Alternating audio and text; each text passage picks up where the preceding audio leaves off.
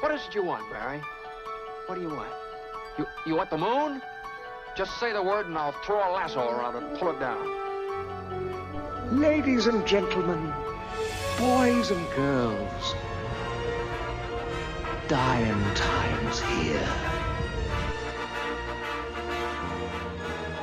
Come with me if you want to live. That's it, man. Game over, man. Game over. The Force will be with you, always. Ladies and gentlemen, welcome back to 20th Century Geek. I'm your regular host, Scott Weatherly, and we are going to be talking about something close to my heart, something that came to me, when I was a kid, so my adolescence, my sort of burgeoning comic self came across an anthology. I've talked about this many, many times. It's been 45 years for this great anthology. 2000 AD has reached 45 years this year, and I'm going to talk about it, but I'm not talking about it with just anybody. I'm literally going to be talking about it with the guy who wrote the book on it. I'm still talking with Scott Montgomery today. Scott, how are you doing? Good, thanks. Thank you, Scott. Thanks for inviting me on. Great pleasure. No, thank you for coming on. We will start with the fact that you have written, and it's available now, and there'll be a link down below for Amazon and all that kind of stuff. The 2000 AD Encyclopedia.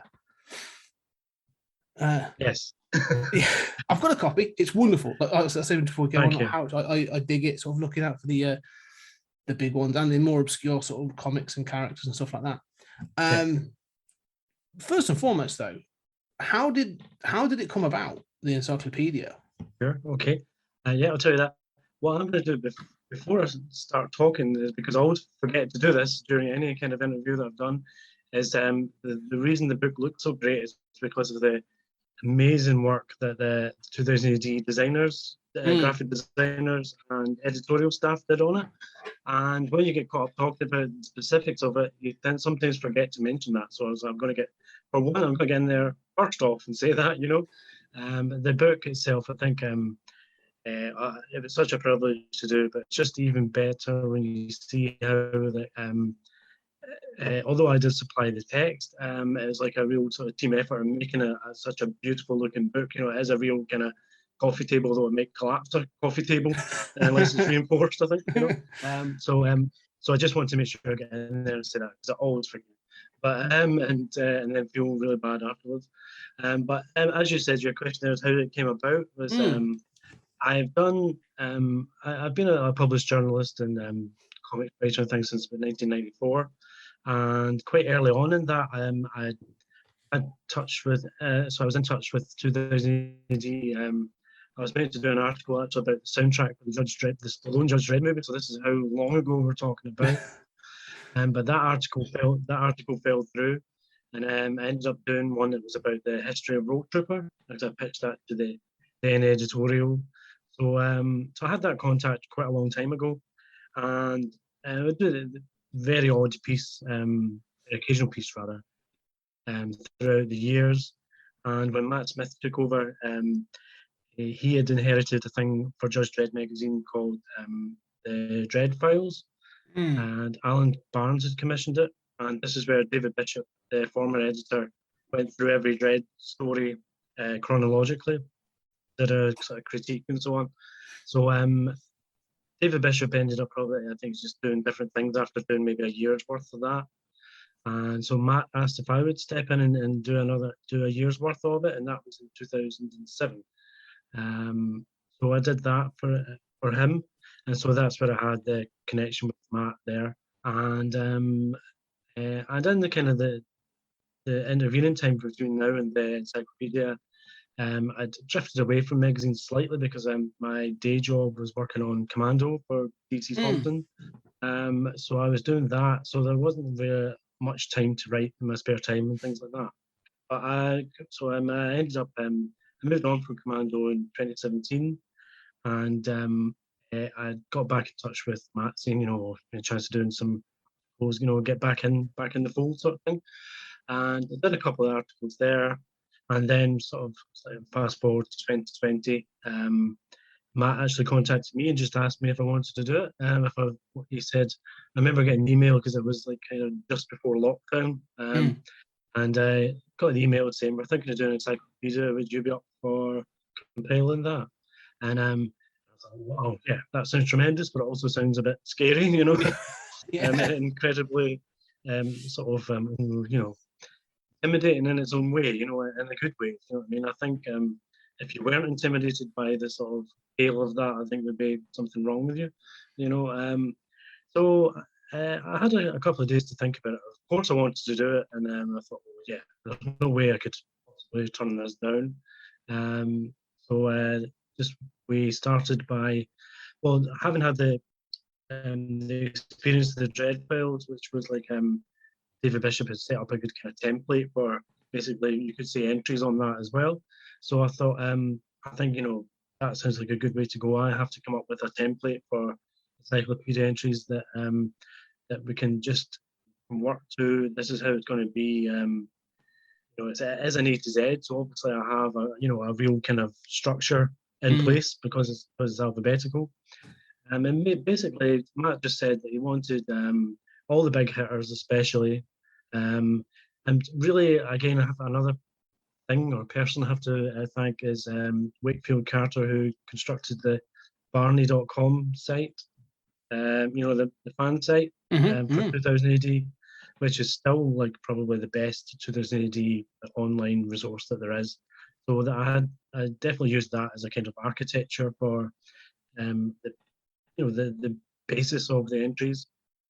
And pretty much if it had an entry on Barney already, then that should be going in the book. My sort of take on it. And I just had to add more as well. Matt was looking for pretty much all 2000 AD stories or series, plus magazine stories as well, which is 30 years of those too, as well as your 45 of 2000 AD, and also any kind of sort of major supporting characters as well.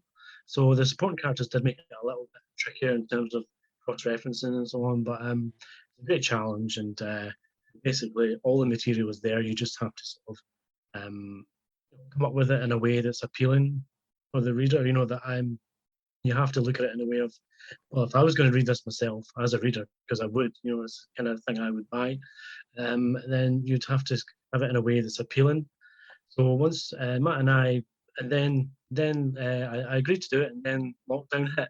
So it was absolutely chaotic for Matt especially, and all the other 2000 AD guys, because they had to obviously start working from home, all that sort of stuff, and still get magazines out while they're doing it, which I haven't worked in editorial. It's not good working from home, I would say. It's nice to have your staff in the same room as you, but all, kudos to them, they managed to do that. So basically I come up with a template or an encyclopedia entry, batted it back to Matt a few times here and there over email till we got template the way we wanted it. I did a few sample entries, and we did about maybe 2 weeks doing that. And then once Matt had said, okay, that's kind of what we're looking for, and then it was just straight on to try and go from A to Z, really. So it was very kind of structured and sort of, and as you probably know, it was serialized first in the magazine. So really, I had to deliver A to E and then F to H or whatever it was, I, sorry. And it was basically, it was almost like 5 books I had to sort of deliver one at a time. So it was nice to have a sort of very clear sort of direction of where it had to go. So it was straightforward in that respect. The only thing where it starts to become sort of tricky would be when you're cross-referencing things that you actually haven't written yet. So an example of that would be right at the start was Ant Wars. Then it's got a little sort of sequel story called Zancudo. And so obviously I have to mention that in the Ant Wars entry. But if you were doing a book, you probably would write up Zancudo there and then, but that was just a waste of time, even though it was incredibly short, it was taking half a day or something. But you really can't be writing up Z when the editor needs A to E in months' time. So common sense prevails, Yeah. Sort of circumstances drive the sort of the path of creation. Yeah. I mean, it was very kind of, they're all deadlines I had to hit for it to go into the magazine issues that I had to go in first. That makes sense? Yeah, totally. I mean, I remember it being serialized with the, the magazine and stuff. And I was thinking about sort of, so obviously you've got to keep it in order. Like you say, you can't be sort of writing a Z entry or an F entry when you're going to be doing an A. But was it sort of like you go, right, I'm doing A to E, and you go, right, here's the easy ones that I know of in this grouping, and I can sort of bash those out. Got those. Now I can sort of dig into the sort of more obscure. Or did you try and go A, B, C, D? No, it was kind of what you said there. Was sort of go for the ones that you're familiar with, especially things that was I could probably get that done fairly quickly. And don't get me wrong, good writing well isn't about being fast all the time, but it's certainly, as you say, you know that you have to get this done, and you are time bound as well. So it was a case of that. I'd say I would always go for first the sort of, actually it would always be things I was familiar with, but also the kind of shorter things as well, things that there's not so much to read in advance. So you just feel that you're getting something done every single day that you're writing, and I suppose technically you could say the sort of easier side of the spectrum, you try and do that first. Give yourself more time to do the things that require much more reading, for example, or whatever. Because I definitely did try to research every entry. I think sometimes you think your memory is really good, and it might be, but it's maybe not that good. And you need to sort of properly look at things. If the pages are there, then you should be looking at them to. Yeah, I can imagine. Were there any you say about the big hitters, like instantly you're like Judge Dredd, Slain, Rogue Trooper, Durham Red. You've got those sort of like ones, I suppose. Yes. ABC Warriors. There you go. Oh, okay, great, got those. As you were going through this though, and you're sort of going through, I don't know, the sort of second tier and the more obscure characters. Did you have an experience where you were like, oh man, I haven't read that in years. Like I've got to go back and read that, or Yes, yeah, absolutely. Yeah, it was a nice sort of, you're rediscovering some stuff that you maybe like you did like before, but you hadn't read it in decades. And there are quite a few of those, yeah. Although I knew the first series of Skids really well, was just it's like in my era for I should have said as well, I've been a 2000 AD fan since 1981, at the age of 9, and so I just got into just after Rogue Trooper started. So you're talking like Prog 231. And so that era is very well kind of etched in my memory, because I in 1981 there wasn't a huge amount of other things to do with your time. So what I did was probably read the same issue 2000 AD over and over again until the next one came out. So yeah, there's things that I could tell you about probably 40 years ago, but then if you ask me for something from 5 years ago, I might struggle a little bit initially. So maybe you find that yourself as well as a fan. So excuse me. So yeah, there's a lot of things that I rediscovered. Skiz was definitely one of them. I knew, as I said, I knew the first arc very well, but just reading it again, it just really enjoyed reading it again. From cover to cover sort of thing. And then I had to read the Skiz 2 and 3 again. I do remember them. Obviously, the first series definitely is the real classic. So rediscovering things like Skiz, and also some of the 90s things that I remember liking, but then I just really enjoyed reading them again. It was like Hooligan's Haircut. A great one to revisit. It just kind of just captures an era, doesn't it? It's just like 1990. I think even before I read it, I had got some 1990 music on YouTube and things like that. I don't know. Set the mood. I say set the mood. Yeah, absolutely.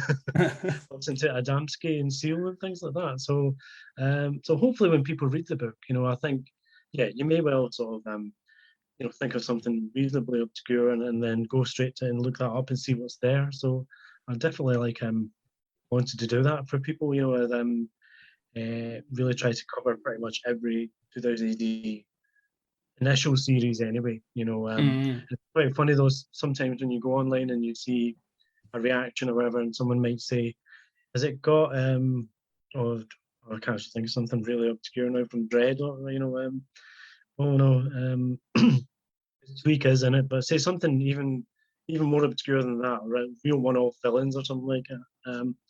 And I was like, oh no, that's not in it. So no, I think it's like with Dread, it's got 45 years of its own, and it even had its own A to Z back in 1995, I think it was. Yeah, you got the Ultimate History or something like that.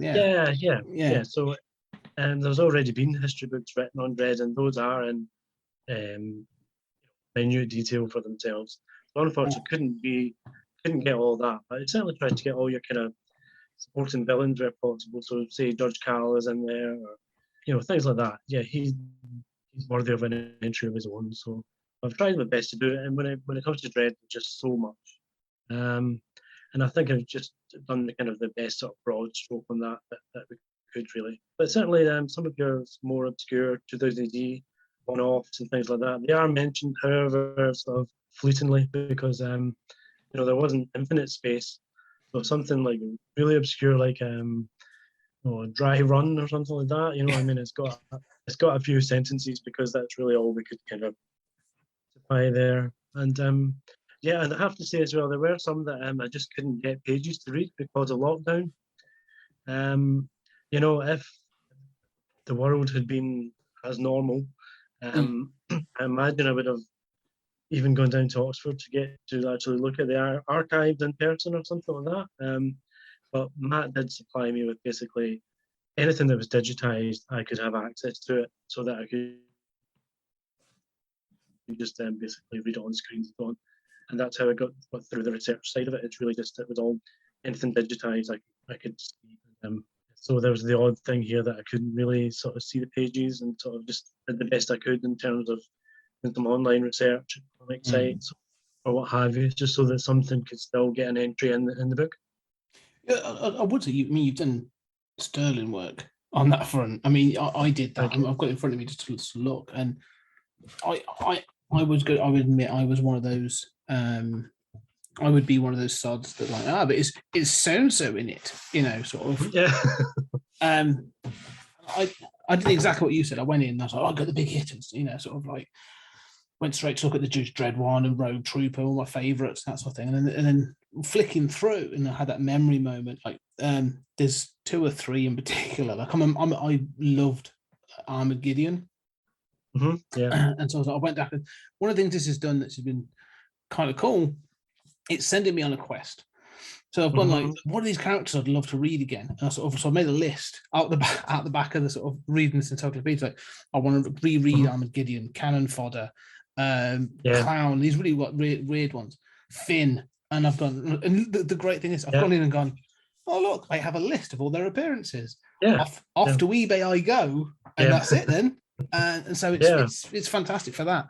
But I did love the fact that those obscure ones were in there, and I learned stuff from this as well. Like I've been 2000 AD fan since the early 90s, and you have your period, don't you? You have your era, and then you drop off, or you sort of become a little bit intermittent.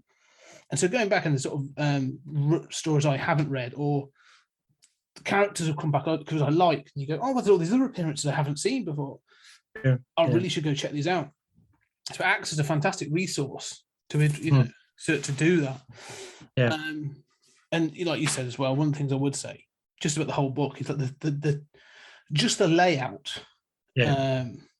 It's incredibly accessible and informative, but it pops as well. Like it proper pops. Like some of the images and the sort of it's a fantastic book. Just as you can sit and just look through it. Like it's just. I think that's as I said, that's like the kind of the added dimension to it. It's like if it was only text, of course it would be very dry and basically boring to look at. But because you may well not actually read the entire entry on something, but you'll look at the image that goes with it, and you'll think, oh wow, yeah, I remember that. That was tremendous, or that's one of my favorite artists, or whatever. So I think it definitely, it's like as you say, it is a resource. I wanted it to be like a fan's resource rather than like an academic one or something like that. Although it could, in some respect, as a research tool, it stands up there if you were going to do a thesis or something like that. But it's designed, or I have it, or it was written in the way that I think it's for a fan. It's written by a fan for fans, and hopefully especially for new fans as well, who maybe don't know that much about it. I mean, obviously, I certainly want to please the diehards as well, but I think there is an opportunity to try and be a really helpful resource for a newcomer, if there is such a thing. Yeah. No, I think there is. I think it's one of those that sort of. It's funny if it has sparked at least two conversations with people I know, because we're sat here using Zoom. You can hear us, folks, but obviously we were looking at each other over my shoulder. They're empty now, but I have a series of shelves. It sits on one, and I have had several conversations where I've been doing a Zoom interview, and someone's gone, "What is that?" Sure. And I've gone, "Oh yeah," and sort of these are guys that I've sort of interviewed stuff that they're not former, they're sort of. You're never a former. You're a 2000 AD fan. You just maybe sort of a little bit lapsed, and they've gone, "Oh man, yeah," and we've gone through a little bit. So it does. It definitely acts in that sort of for fans, which I think is great. From your point of view, though, obviously you wanted to do this, you got the opportunity. So, but were there any? You said about sort of refinding Skiers and possibly others, but were there any entries in particular you were like, "Oh, I can't wait to get to that one. Like, I'm really looking forward to writing about so and so." One of my, I've got loads of, I said, 2003 years has just consistently brilliant, really, hasn't it? When you think of something that's gone for 45 years, and it's a weekly comic. Okay, there may well be some things that you might go a period where it's not grabbing you, or you might have things that you don't quite like. But even if it's things you don't quite like, there's always something there that is that will hold your interest or make you want to read it again or whatever. So the stuff that I wanted to do, I was really looking forward to read again was Bad Company. One of the few I actually do have. I don't have a huge amount of collected editions either, just because I moved house a few years back, and that's when you start to, unfortunately, you've got to get rid of a whole load of stuff, and some of that stuff unfortunately goes the way of the skip or charity shops or whatever. And unfortunately, I had to get rid of quite a lot of stuff a few years before this book came up, and I was regularly kind of like, if I could have kicked myself at the computer, I was like, I had that, I had tons of these, and I don't have them anymore.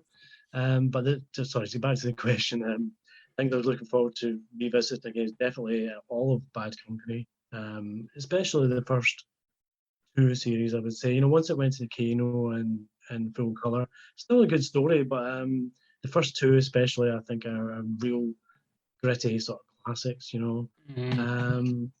Also Zenith, and kind of the same era there. Although I got in the early 80s, which I love things like East Rock and Co, Rogue Trooper, Strontium Dog, Nemesis. All your sort of like first 5 books of Nemesis are amazing stuff, and the rest of it is too. But those ones really kind of, when you say about having your era, that is quite important as a fan, I think, And so looking at Nemesis again, that was tremendous. And even things like Robo Hunter, really fond memories of that because it was so funny.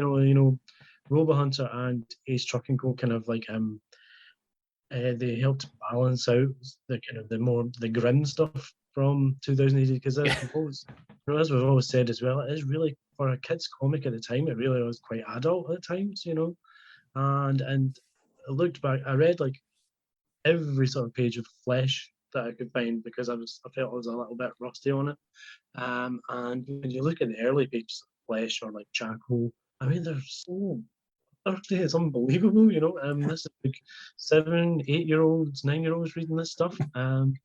So we probably are a bit kind of messed up in the head. But it's just great storytelling, but it was very kind of violent, and then I think you're quite young then, you don't really get the sort of the subtext sometimes, about the whole kind of punk attitude and even like the sort of the satire. Well, you kind of get the humor of the satire, but do you know what I mean? It's like there's a whole kind of layers to it. It's not just about, say, dinosaurs tearing people apart or whatever. I completely agree. I mean, it's one of those.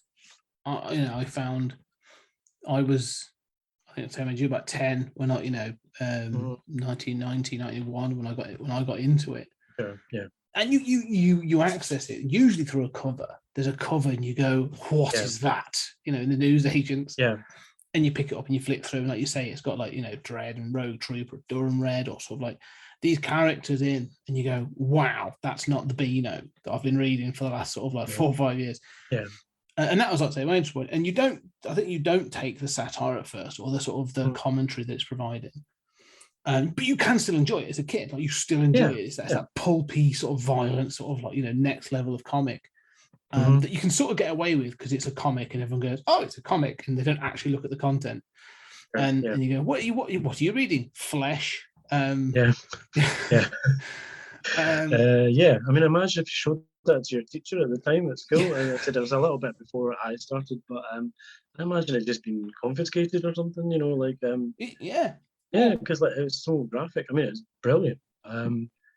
Yeah, I mean, when you I do laugh when you look at the comparison between Frog 1 and 2 and, like, say, the Regenes, which are absolutely for kids of this era. You know, there's no blood or anything like that. You know, quite rightly, probably. You know, I don't have a problem with that at all. You know, because it's like times have changed. You know, you know, it's just that the world's moved on. Like, basically, things for kids that are they probably do need to be a little bit sanitized. I think that's fine, you know.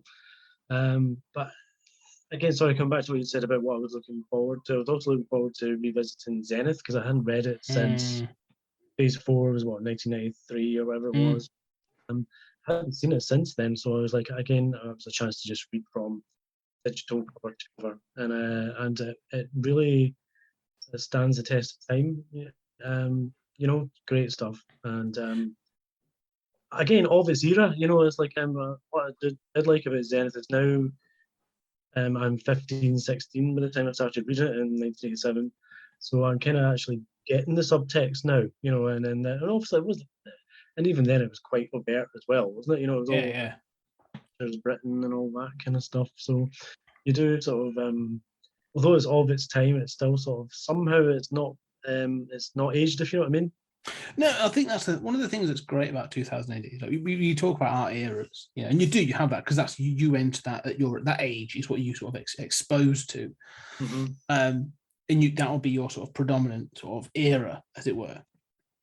However, like I came in, let's say 91, but you mentioned like the first few books of like Nemesis and an early Rogue Trooper. Like I still dig those. Like I love early Rogue Trooper. And like you say, because it doesn't age badly. It's well written, it's well drawn. Like it looks great. It sort of reads and it's sort of hard hitting. So you do sort of go back and you go, yeah, this works now just as well as it did 40 years ago. And I think there are ones that you probably could read and go, as you sort of said, wow, that's a very 90s or a very 80s story. But there's others, like I say, that I'd say I agree, timeless. And the era that you're talking about, sort of 1991, there's some stuff there that I kind of rediscovered was Revere. You know, fantastic. I mean, what was it all about? No one quite knows, but it's just tremendous, you know. And I think John Smith, again, we were talking about what did I rediscover doing this and so on. At the time in the 90s and so on, I never really got John Smith stories in general, you know, and they seemed to be a bit over my head at the time. And but again, there was something about them that was right. Well, I don't really understand it, but it's still quite cool, sort of idea, you know. Or it's like, I want to understand this because this is so sort of psychedelic and weird, and I want to be weird like that, you know. and I'm not. So, do you know what I mean by that? It's just sort of I agree. Yeah, there's an atmosphere about it and something that you want to sort of get it, if you know what I mean. And reading those again, I think such a tonal sort of shift from the 2000 AD of 1977 to 1991, 92. Yeah, it's a bit odd and a bit trippy and sort of of its era was like there was all this sort of dance, you know, that kind of sort of dance and old culture and all that. Rave culture, yeah. Yeah, I think it did sort of translate onto the comic pages as well, because probably the creators that was their life at the time. You know, and if they're sort of young people out clubbing and stuff, it maybe just has an influence on the work as well. So yeah, I mean it's odd but good, you know, and I think it's still perfectly sort of valid. I mean, yeah, I'm making it sound as if I'm not. This is actually quite funny. Was when I was the first sort of entries that I did, definitely influenced by Mike Mulcher's sort of 2000 ABC's little videos that he did on YouTube. I thought, you know, I need something to sort of, you know, spur me on sort of a little bit here, and sort of just. I saw his videos, and in places that were quite critical, you know, and I thought, oh, yeah, all right, okay. So I was like, maybe this is the 2000 house style that, you know, it's got. We can have a little bit of a sort of a poke at itself. Yeah. And so one of the entries I did on that, and Matt sent it back to me, sort of, well, yeah, what you're saying is right. Name withheld is pretty naff story about him. Then, you know, this is not the place to say that. But I think he was quite right to say that. And yeah, absolutely. This is sort of like agnostic. This is sort of like, here's just the resource and sort of like the you know, just the facts kind of thing. But yeah, pretty much. And then also, while not trying to be, say, like niveling or toadying or anything like that, but certainly I think it's a celebration. You know, it isn't a sort of real kind of like critique or, I should say, academic sort of look at the canon of work. It is about sort of a celebration and pretty much artwork. Most of the artwork that's in 2000 is of a standard that is like very high. You know, I mean, it's just that a lot of it comes down to personal taste about, you know, what art you like as an individual, and another thing that you're probably never going to please everyone, and also that 2000 it has that anthology format anyway, so you're going to get 5 different artists in the one issue usually. Yeah, so it is going to be very eclectic and you know, very different, and we want to celebrate that. And because you, as I said, may well be a story that you don't particularly like, but it might be drawn by someone who is an excellent artist, and we want to kind of celebrate that. So I wanted it to be, as I said, it wasn't particularly in the brief. It said, oh, you have to be sort of incredibly upbeat about everything. It's just that the majority of the material is really good. So. I think you're right. I think, you know, the benefit of an anthology is exactly that, isn't it? Like, you get different styles, and even if there's a period when sort of like it's not all hitting your buttons, it's still going to look good. Like I say, there's a you know, and one of the things I would say is, you know, you were saying about the different eras as well, and those thoughts about the rave culture compared to like the punk culture and that sort of thing. Yeah. One of the things that it sort of comes through when you sort of, you know, when you start to look in the encyclopedia, because you know, possibly done some, you know, your era, whoever you are, you do see that 2008 like clearly adapted over time. Yeah. Sometimes better than others, but, you know, as is always the case with anything. But you look at that sort of like those early 80s and sort of, you know, then it's like, okay, we can now do slightly glossier colours, and they take the chance on like painted art, and then they'll do some other bits and pieces. And so, like you say, so the art as well is this is almost, in some cases, like you say, like picture after picture, you can just go to the art and I'm like, oh yeah, that looks ace. That's sort of so good. Yeah. And the art has changed over time, but it's always been, it's never been boring. Let's put it that way. I don't think the art has ever been boring in 2000 AD. Yeah. Did you get the influence of like the images that got picked to go with the entries? Like, you know, did they sort of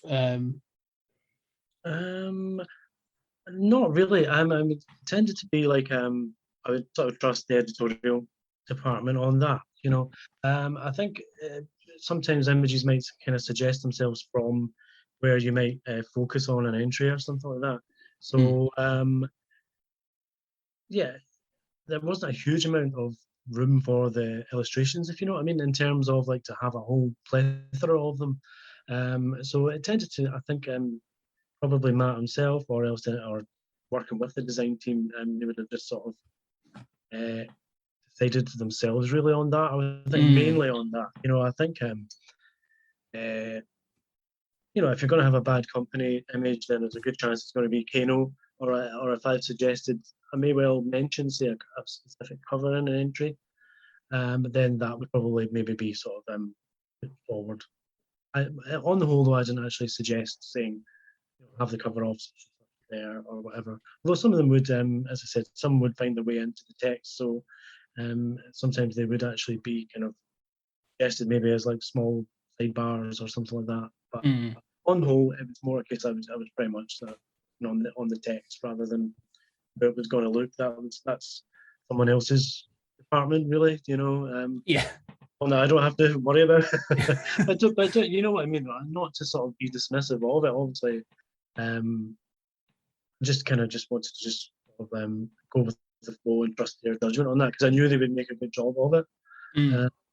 But certainly, again, it's quite hard to sort of, sometimes it's actually, you might give yourself more of a headache trying to think of an image to go with something, and then you think, well, no, I think I'll trust the design team on pretty much almost everything to do with the visuals, because they know what they're doing. That's what they're there for. That's their job. Yeah. That's their skill set.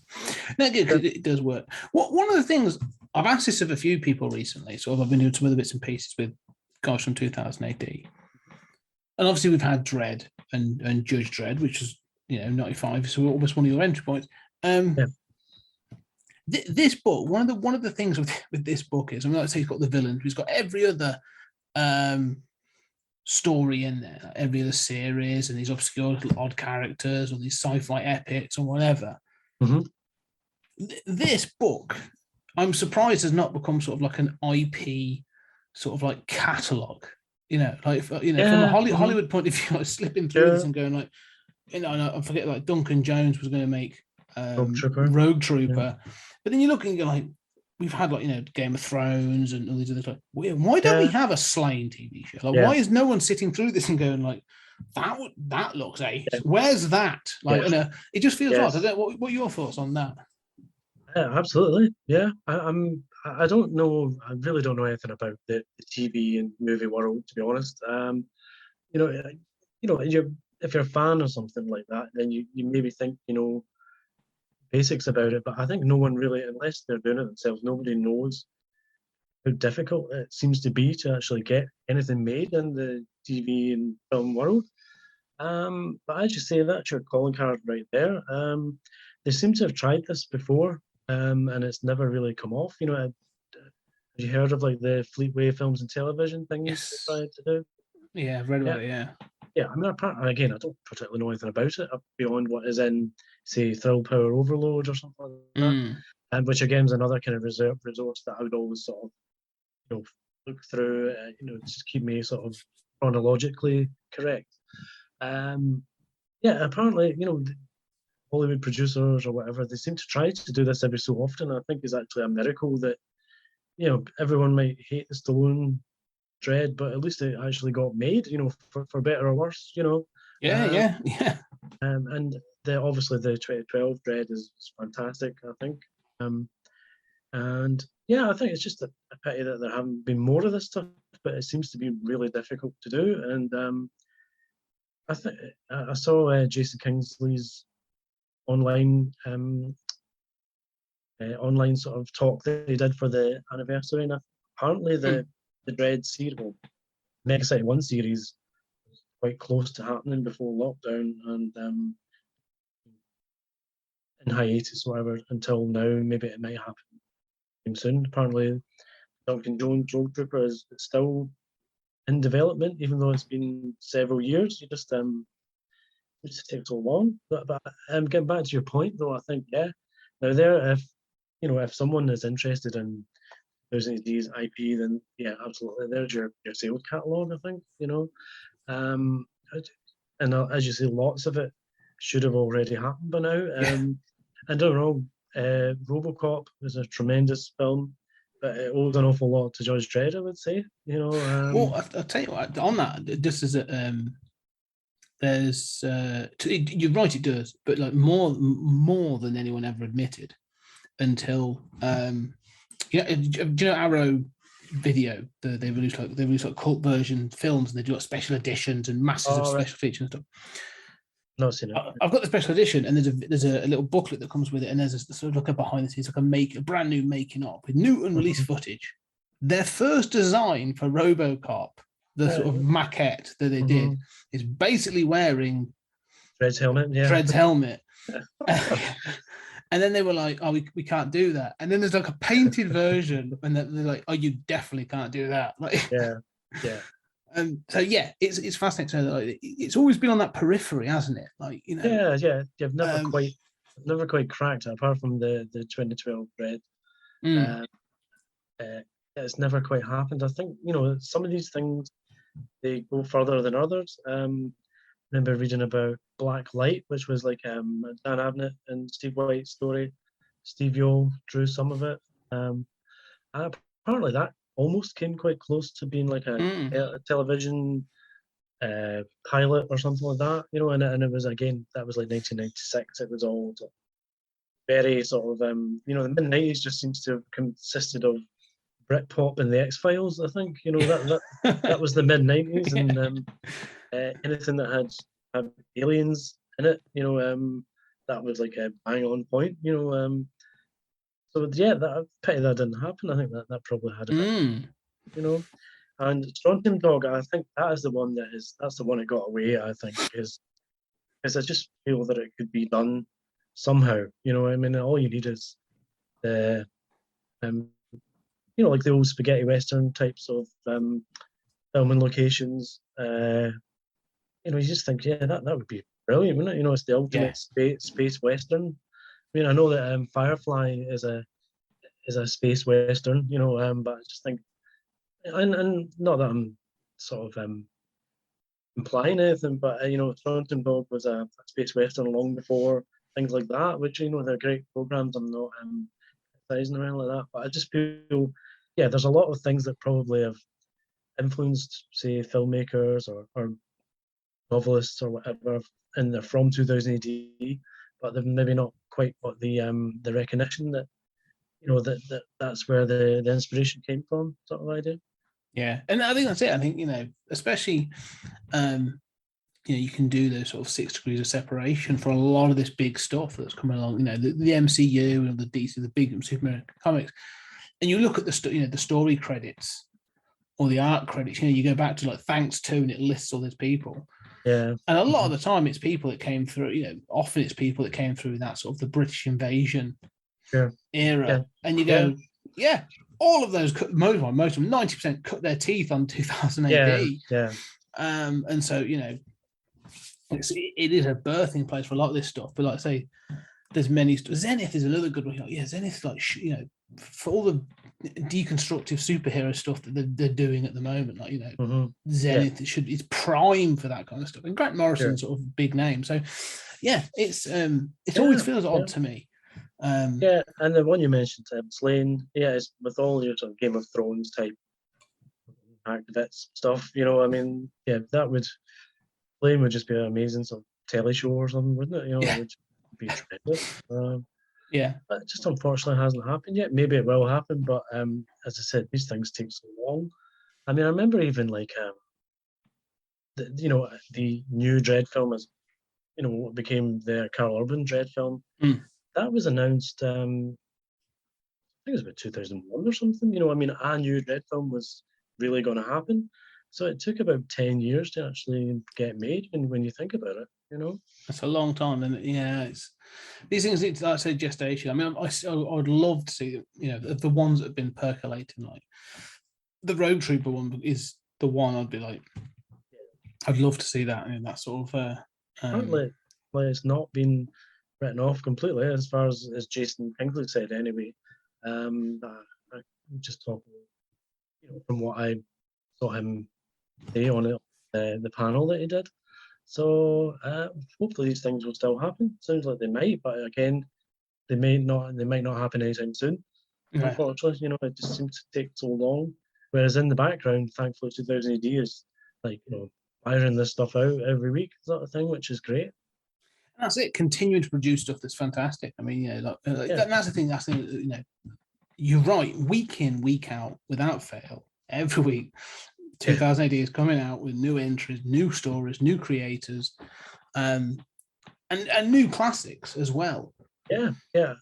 Yeah, I mean, one thing we haven't touched on yet is the sort of the more modern era, and again, another thing about doing the encyclopedia was just appreciating just how much sort of as time has gone on, how much like the each successive editor has sort of tried something new as well, and sort of like sticking to some tried and tested things, and then they've tried to do something a bit different, which was David Bishop. He did try to do like say fantasy thing, like say World or whatever, um, and then maybe getting some of the older creators back again, stuff like that.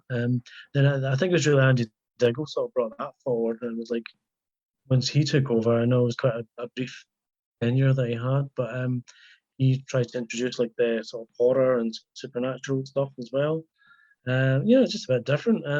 Again, maybe not to everyone's taste, but at least we're trying some new things, and it's very much sort of creator led. It's all about people getting their ideas in there, and it's all basically a lot of new things. So you can't fault the sort of the attitude there, but it's not just Dread, Strontium Dog. Although again, a good move there is to actually bring back Johnny Alpha. Just sometimes, I mean, dramatically, at the time when you killed Johnny Alpha off in 1990, I can't really fault the sort of dramatic reasoning behind it. It was a shock, but unfortunately, just regretted it ever since. And good that they managed to bring it back in a credible way. So sometimes you try these things, and it's probably something maybe you regret doing. But again, it was a bold, dramatic move, and but it's good though. At least it is good. You can say, well, we got Johnny Alpha back, Yes. in a classic style. So that was a good, shrewd way of doing that. And I think it was Matt that did do that. Matt brought Johnny Alpha back. So yeah, as I was saying about the different editors and so on, Matt now he's done 20 years, so that's unbelievable. That is almost half the comics life itself. So kudos to him for sort of keeping this going and sort of and the magazine going as well. I just I don't know much without I don't know, cracking up or something like that. Well, I would actually. That's a really good point. Actually, sort of maybe sort of we'll start to look to wrap up in a minute, but like that's a good point actually. Matt Smith, not that Matt Smith, just in case you're listening. But yes, non Doctor Who. Yeah, editor 2008 editor Rebellion sort of editor 2008. Matt Smith has done an insurmountable amount of work over the last sort of 20 years, and he isn't front and center. If you know him, if you know of him, you know of him when the work is done. But otherwise, he sort of sits in the background and just sort of appears, from what I believe, to be just a bit of a workhorse that just seems to have got all this stuff done. So, sure. I think he does deserve. If we're talking, all things, 2000 AD, I think he deserves a massive shout out, like you say, for sort of bringing it to where it is and maintaining it for so long. Yeah, absolutely. And I think each editor through the years as well, they have all sort of done something to keep you've got to remember that they've kept it going. And I said it may well be, I know some fans, they'll have eras that they don't like or whatever, and I get that, and I understand. But there are a lot of times there where 2000 AD could no longer be with us, and it's still with us. And obviously, a big shout out there is Rebellion taking over as publishers in the year 2000. So yeah, we've definitely got to thank them for that. But also just the fact that Matt has kept it going as well, longer than anyone. And absolutely, that all the editors have. I mean, if you're talking heroes, of course, Pat Mills. Yeah. If it wasn't for him right at the start, then we wouldn't be having this conversation. And also, again, Steve McManus. Again, I don't want to miss anyone out. All the editors have done some kind of superb work there that's kept the title going. But Steve McManus as well just seems to have been that classic era that we're talking about. That's when I get into it and so on. He was the real sort of caretaker of it then. You know what I mean? It's just like he kept it going through that sort of era where it did change when all the artists started doing the American things, and he kept that going, and Richard Burton as well. So those guys really sort of, you got to thank them all for there still being 45 years worth of 2000 AD Yeah. and 30 years of the magazine. It is a real sort of litany of sort of stars, like, they've just all worked hard. I mean, appreciate them all, really. And you're right that they've all brought something to it that some fallen by the wayside, some of it's grown. But the fact of the matter is, it's all part of the 2000 AD history, and I'm really grateful that they've actually got that. Yeah. So, so we have that sort of history that we can sort of look back and tap into. So we are lucky on that front, and I think it's wonderful. And also, let's say, to have then this book, to bring it right back around this book, to have that history that gives us the opportunity to go and have a look at all of these wonderful characters and stories and everything. Yeah. And I can't sort of recommend this a book enough. It's sort of I will say this, Scott, the only downside is it's costing me money. Because every other page I'm going, oh yeah, no, I really want to go back and read them. Yeah. So it's but it's fantastic, and I'm loving it. Yeah, to buy things that you probably already bought at least once before, and then you have to go and buy them again. Most definitely. But there's characters in this, and there's stories in this from like, oh man, I so want to go back and read that, and things I'd forgotten about. Sure, so it's been wonderful to read that, and it's been great talking to you today as well. It's always a pleasure to talk to 2000 AD of anyone, but to someone who's got your knowledge is amazing. So thank you, much appreciated. I just I think I did say at the start, I just hope that it's a book that, and it is it's quite an investment. It's not a cheap book or whatever. I just hope that I really do feel that it's worth the price tag, because it's kind of lovingly put together. It looks so great, in terms of the design and the aesthetics of it. So I just hope that people see that, it's worth that price tag. Yeah, I definitely think it is. I definitely think it is. It's as you said, it's not a small book. It's a big coffee table book. It's lovely bound. The design's great, and the content is fantastic. So anyone who is even a casual fan of sort of 2000 AD, like this, will have something for you. Yeah, I think it will keep you going for a while. Yeah. Yes, most definitely. Yeah, but Scott, thank you so much for coming on.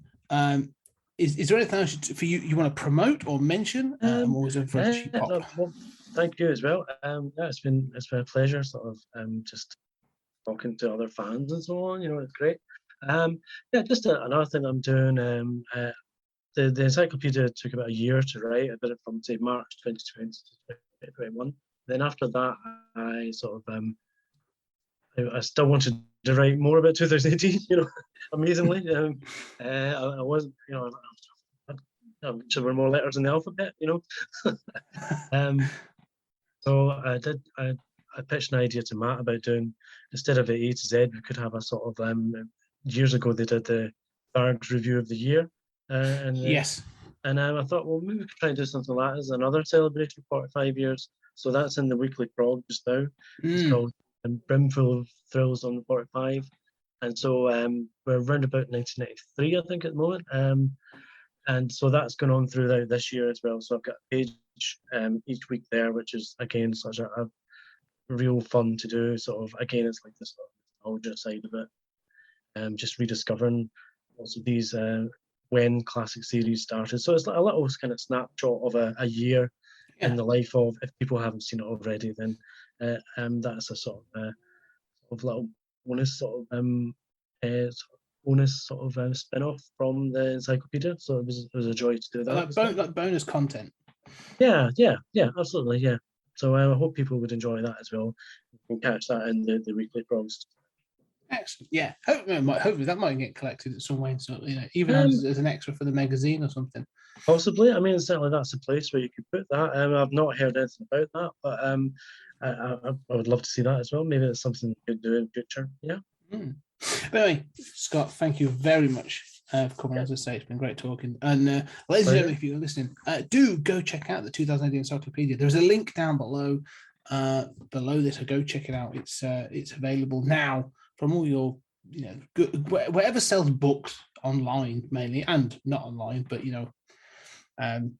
we're pretty much online. And another thing is that I joined Twitter a year ago, so it's nearly a year I've been on there. And if anyone wants to follow me there, then please do. Yeah, I'll put that down below. I will put yeah, the at down there. Yeah, okay. Yeah. I've not blocked anyone yet, and I've not been blocked, so we'll see what happens. As I say, that's a sort of like a Twitter rite of passage. At some point, you will be blocked or block someone. So it's yeah, we've all done it in a year. So Scott, thanks again. It was a pleasure talking to you. So thanks very much. That's good. So yeah, ladies and gentlemen, if you do like the show and you've enjoyed everything, don't forget to leave us a review on your podcast catcher. And anything 4 stars, 5 stars, always fantastic. And also check out our Patreon, www.patreon.com/20cg media. Whole host of other podcast goodies on there. 30-minute thoughts, talking about the Twilight Zone, all kinds of bits and pieces. Again, links down below to all these different bits and pieces. But finally, Scott, thank you very much. That's weird saying that, but Scott, thank you very much. Yes, thank you, Scott. And ladies and gentlemen, we shall talk again soon.